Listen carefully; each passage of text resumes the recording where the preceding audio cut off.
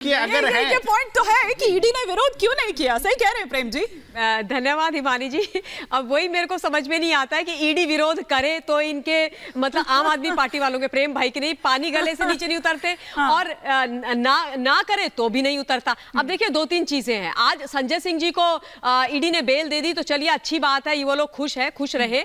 लेकिन इसीलिए बेल मिली है क्योंकि ईडी ने उसका विरोध नहीं किया। ईडी ने बोला कि अब हमें इनको डिटेन करने की आवश्यकता नहीं है, इनको बेल दी जा सकती है। Point number 1। पॉइंट नंबर 2, जो अभी प्रेम जी कह रहे हैं कि बड़ा बूस्टअप मिलेगा ये बोल करके कि निर्दोष हैं और इन्होंने कुछ गलती नहीं करी। नहीं, ऐसा नहीं है, ये बिल्कुल गलत बात है क्योंकि आदरणीय सुप्रीम कोर्ट ने जज साहब ने ये बिल्कुल साफ कर दिया कि हम इस केस की मेरिट पर नहीं जा रहे हैं, हम केस की मेरिट पर बात ही नहीं कर रहे हैं। तो इसका अर्थ ये हुआ कि कोर्ट ने कहीं पर ये नहीं कहा कि संजय सिंह निर्दोष है या संजय सिंह ने कोई गलती नहीं करी है या ये शराब घोटाला हुआ ही नहीं है, ऐसी कोई बात नहीं है। इसलिए जमानत मिल गई क्योंकि ईडी ने उसका विरोध नहीं किया। ठीक उसी प्रकार से हिमानी जी, जैसे शरद रेड्डी को जब बेल दी जा रही थी तो उसका ईडी ने विरोध नहीं किया। अब जब शरद रेड्डी को बेल मिल गई तो मतलब इनको परेशानी हो रही थी। सरकारी गवाह तो नहीं बनने जा रहे हैं, ऐसी भी चर्चा चल रही है। ऐसी भी चर्चा चल रही है, सरकारी गवाह तो नहीं बनने जा रहे हैं। चलता है कि हो सकता है, बड़ा वैलिड पॉइंट है। अगर आगे पता चलता है कि संजय सिंह भी इलेक्टोरल बॉन्ड दे रहे होते या दे रहे होंगे तब तो बात उठेगी।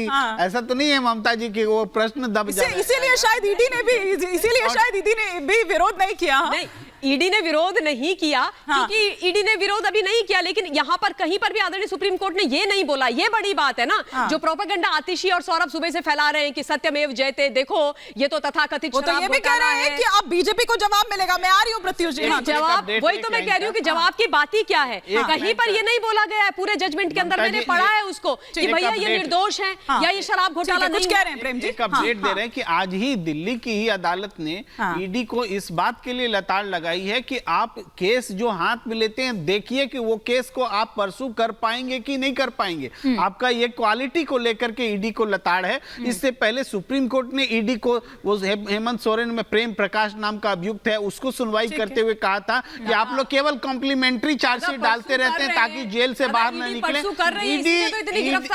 ईडी बहुत बड़े सवालों के घेरे में है, स्वयं अदालत की नजर में, मेरी नजर में और जनता की नजर में तो है ही। ठीक है। लेकिन सरिता जी भी हमारे साथ जुड़ गई हैं। सरिता जी, आज कुछ राहत की सांस आप लोग ले रहे होंगे। आपको लग रहा होगा कि आज संजय सिंह के रूप में, संजय सिंह की जमानत के रूप में एक संजीवनी आप लोगों को मिलती हुई नजर आ रही है।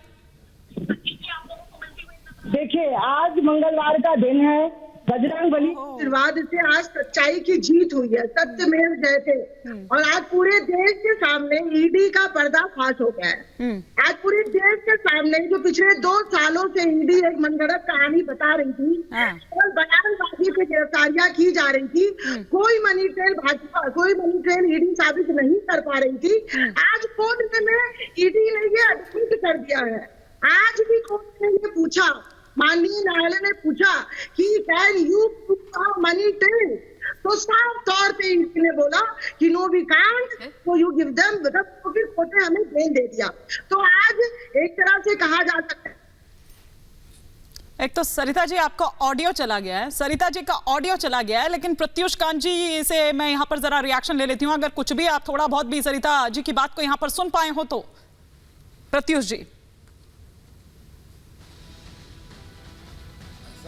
पहले मैं आपको व्यूअर्स को क्लियर कर दूं। सरिता जी क्या बताएंगी? प्रत्युष जी आपका ऑडियो सही नहीं आ रहा है। नहीं बदलता है कौन सा जी, मेरा भी ऑडियो नहीं आ रहा सही।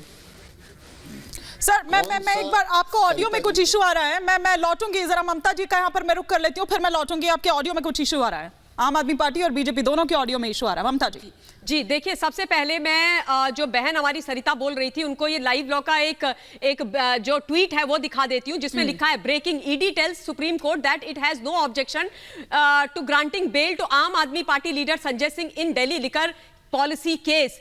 ये आप ध्यान से सुन लीजिए कि ईडी ने क्या बोला और किस बेसिस और किस आधार पर संजय सिंह को आज बेल मिली है। पहली बात। दूसरी बात, सत्यमेव जयते की आप लोग बात कर रहे हैं, जैसा मैं ऑलरेडी बोल चुकी हूं, कहीं पर यह नहीं बोला गया कि वो निर्दोष है या शराब घोटाला नहीं हुआ है। तीसरी महत्वपूर्ण बात मैं एक और यहां पर जोर देना चाहती हूं कि आदरणीय कोर्ट ने यह भी साफ बोल दिया संजय सिंह को बेल देते हुए कि भाई संजय सिंह को आज हम बेल दे रहे हैं, इसका अर्थ यह नहीं है कि हर एक को बेल मिल जाएगी। ये बात ठीक है, बेल मिल जाएगी, बिल्कुल ठीक बात है। इसका अर्थ ये नहीं है। तो भाई ये तथ्य फैक्ट्स इनको क्यों नहीं बोल रहे हैं? प्रत्यक्षम किम प्रमाणम। मतलब इनका ये सेलेक्टिव हियरिंग, सेलेक्टिव मेमोरी वाला जो केस है, ये बड़ा अजीबोगरीब मुझे लगता है। मुझे लगता है कि जब भी ये अपने घोटाले की बात करते हैं, ये वो आमिर खान प्रेम जी कुछ रिएक्ट करना नहीं, उसके short term memory loss case बन जाते हैं। प्रेम जी, लेकिन ये अपने फायदे की बात बोलते, बाकी एक बार प्रेम जी को इम्पोर्टेंट है बोलना कि देखिए पीएमएलए में जब तक कि ईडी एग्री न करे बेल मिलता ही नहीं है, क्योंकि प्रूव करना होता है, ओनस उनका होता है जो एक्यूज्ड है। इसीलिए किसी को भी अगर अभियुक्त बना लेती है ईडी तो वो जेल में तब तक रहेंगे जब तक कि ईडी उसको वापस नहीं लेगा, ये मामला या इनोसेंट ना हो। अच्छा, लेकिन प्रेम जी ये बात भी ठीक है कि कोर्ट ने ये कहा है कि अगर संजय सिंह को बेल मिल गई है, जमानत मिल गई है, तो ये कहीं नहीं है कि अरविंद केजरीवाल या मनीष सिसोदिया उनको जमानत मिलने के चांसेस हाई हो जाते हैं। ये कहना अदालत के लिए इसलिए जरूरी है क्योंकि पीएमएलए में ये प्रावधान है ना कि नहीं मिलना है बेल। अगर अदालत एक नहीं टिप्पणी करेगी तब तो सब लोग बोलेंगे जैसे उनको मिली है हमें भी मिले। तो ईडी का जो है ना कि हम बेल का विरोध नहीं करते, ये पॉइंट इंपॉर्टेंट है, चाहे वो शरद रेड्डी का मामला हो चाहे संजय सिंह का मामला हो। तो ये प्रश्न बना रहेगा, भाई क्या हुआ, क्यों 6 महीने तक आपने क्या किया कि आज आप बोल रहे हैं कि जाइए जमानत, हम विरोध नहीं करते। सवाल तो बना ही रहा है। संजीव कौशिक जी भी हमारे साथ जुड़ गए हैं आम आदमी पार्टी का पक्ष रखने के लिए। संजीव कौशिक जी, आप तो नहीं कहेंगे कि बदले की भावना से हो रही है कार्रवाई? और इसके आगे जो दिखाई दे रहा है वो सब में न्याय मिलेगा थोड़ा सा, लेकिन जो समय बीत गया उसका हिसाब कौन देगा? इस 6 महीने का हिसाब कौन देगा? जो आम आदमी पार्टी के चरित्र पर जो दाग लगा उसका हिसाब कौन देगा? भारतीय जनता पार्टी की तो नीति ही यही रही है। जिस एक्ट के तहत गिरफ्तारी हो रही है उसमें सबसे बड़ी बात यही है कि तत्काल पकड़ के आपको जेल में डाल देना है। अब एक प्रोसेस चलेगा, ऐसा तो है नहीं कि ताउम्र आप जेल में रहेंगे, तो प्रोसेस चलेगा। उस बीच में सारा ताना बाना छिन्न भिन्न हो जाएगा, उसके ऊपर आपके ऊपर एक कार्रवाई का एक ठप्पा लग जाएगा कि आप भ्रष्टाचारी हैं। विपक्षी पार्टी जो भारतीय जनता पार्टी है वो लगातार चिल्लाती रहेगी। तो भारतीय जनता पार्टी के लिए ये मुफीद माहौल कौन पैदा कर रहा है? ये ईडी ही तो पैदा कर रहा है ना। आज यदि ईडी ने कहा कि नहीं हम इसका विरोध नहीं करते हैं, क्यों नहीं विरोध करते हैं आप? क्योंकि उनके पास कोई आधार नहीं है। आप 6 महीने तक लगातार रखे तो 6 महीने में क्या पाया आपने? ये तो हिसाब देना पड़ेगा, और आप हिसाब नहीं देंगे तो भारतीय जनता पार्टी के पास नहीं है, यही है ना, मतलब पक्की बात है ना। अभी थोड़ी देर पहले आप थोड़े से लेट हो गए आने में, अभी मैं ममता जी से और प्रेम जी से यही कह रही थी कि कहीं ऐसा तो नहीं है कि अंदर ही अंदर कुछ सेटिंग उन्होंने कर ली है। ये कह दिया कि भैया सरकारी गवाह बनने के लिए तैयार हैं, सरकारी गवाह बनने के लिए तैयार है। पता नहीं अब किस तरह के तेवर रहते हैं, क्या रहता है। अब तो भारतीय जनता पार्टी यही कहेगी तो हम क्या बोले?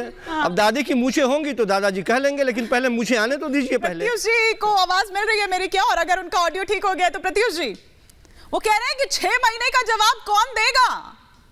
नहीं, मतलब गलत थी ना ये गिरफ्तारी, वो ये कह रहे हैं संजीव जी। कौन सा 6 महीना? हाँ, कौन सा 6 महीना? जितने दिन वो जितने महीने अंदर रहे वो जेल। आपके व्यूअर्स को पहले ये आने वाले 6 महीने आपके व्यूअर्स को पहले मैं ये बताना चाहूंगा कि लीगल सिस्टम भारत के कैसे चलता है। हाँ। आपको ये समझना पड़ेगा कि भाई जब कोई अरेस्ट होता है तो उसका एविडेंस कलेक्ट होता है, फिर ट्रायल चलता है। इस केस में क्या हुआ? ऑनरेबल सुप्रीम कोर्ट को ईडी ने कहा कि अभी जरूरत नहीं है, दे दीजिए बेल। ये तो आप वही बोलिएगा कि संजय दत्त जेल गया फिर बेल में आया, कई पिक्चर किया, बट एंड में क्या हुआ? सजा काट के आया। नवजोत सिंह सिद्धू का क्या हुआ था? पहले जेल गए, फिर बेल पे आए, फिर जब खत्म हुआ तो जेल गए। अरे ये तो प्रक्रिया है, ये ऐसे हिंदुस्तान का लीगल सिस्टम चलता है। जो इतनी चोरी की है इन लोगों ने, जितने एविडेंस कलेक्ट करने थे वो कलेक्ट हो गए, अब बाकी लोग से कोरोबरेट होंगे, फिर ट्रायल में जाएंगे। मुझे बताइए कहीं भी मेरिट ऑफ द केस में सुप्रीम कोर्ट ने एक वर्ड बोला? क्या बोला? ईडी को बोला कि आप बेल ग्रांट कर दीजिए, बेल ग्रांट हो गई। ईडी को अब क्या बोला कि लोअर कोर्ट पे जाइए, आप देखिए बेल कैसे मिलेगा आपको, उसकी जो सारे जो निटी ग्रिटीज हैं वो वहां पे देखे जाएंगे। ये कौन सा बोल रहे 6 महीने का क्या हो गया? आप तो ऐसे बिहेव करते आप रिहा हो गए हो। अरे भाई आप बिल्कुल चोरी में थे, आप जेल गए हो, जेल बेल फिर जेल, ये तो तरीका होता है, लीगल सिस्टम चलता है। आप अगर इनोसेंट होगे ट्रायल के बाद तो आप बच जाओगे, वरना जेल जाओगे। ये कौन सी कहानी सुना रहे हो कि 6 महीने का क्या होगा, आज भारत को बहुत बड़ी जीत है, और ये सब क्या बकवास वाली बातें हैं। अरे आप चोर थे, आपको बेल नहीं मिली, आपका एविडेंस था, ये तो लीगल प्रोसीजर है। लीगल प्रोसीजर में जब ईडी को लगा कि भाई अभी कुछ नहीं था, उससे कोर्ट ने पूछा कि do you oppose the bail, ED बोला दे दीजिए, हमको तो जो कलेक्ट कर चुके हैं। वो कौन सा उसको सुप्रीम कोर्ट ने बोल दिया कि भाई आप चोर नहीं है, आप हिमानी, इन लोगों की पोल खुल गई है। ये भ्रष्टाचारियों से लड़ने वाले लोग नहीं है, ये भ्रष्टाचारियों को आत्मसात करने वाले लोग हैं। भ्रष्टाचार के नाम पर जिन लोगों के ऊपर ये उंगलियां रखते हैं, उनको अपने खेमे में मिलाते हैं। बस इनकी नीति यही है, इनकी कलई उतर गई है।